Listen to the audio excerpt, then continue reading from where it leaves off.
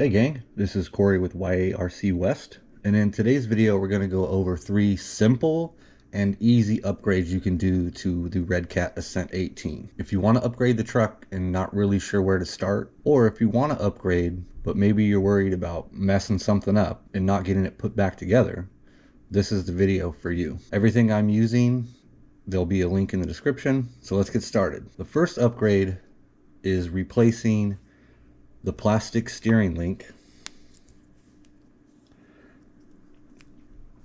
with a brass steering link. Now, the steering link comes in a package with 2 ball ends and 4 O-rings. Once you open the package, you insert the ball ends into the steering link and you place the O-rings on the top and on the bottom of the ball end.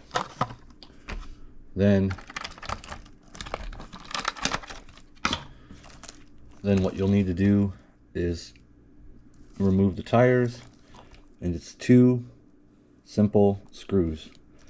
All you need to note is that your steering arm, your servo arm, is attached here. So you're going to want to get that back in. Now once you replace that, once you pull it off, before putting it back on, we're going to go to upgrade number 2, which is brass diff covers. Really simple. Once you have this link removed, it's 2 screws, top, bottom. What you should note is that this top screw actually runs through the servo tray. So when you install the brass diff, make sure that you run the servo tray through that hole, otherwise you're going to get some herky-jerkiness going on. Now, the back is much easier. It's just 2 screws. You pop it out.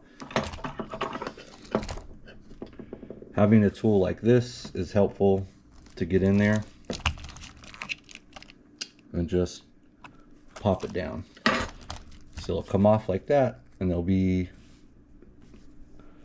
a brass identical one to this, except it has a nice little gold inlay at the top. So once you have the brass diff covers installed, then you can install the steering link back in.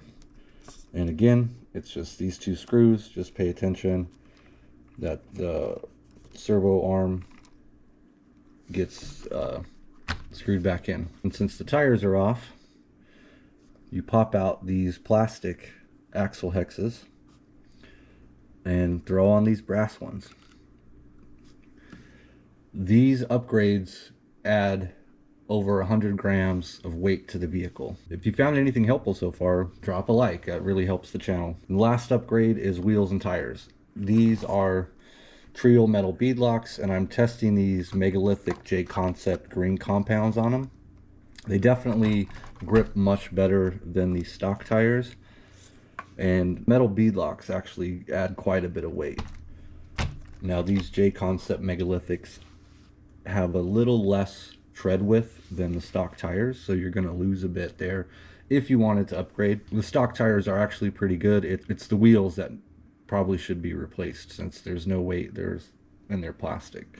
So with these upgrades, we've added 100 grams of weight, almost evenly dispersed throughout the vehicle, with this little extra up front.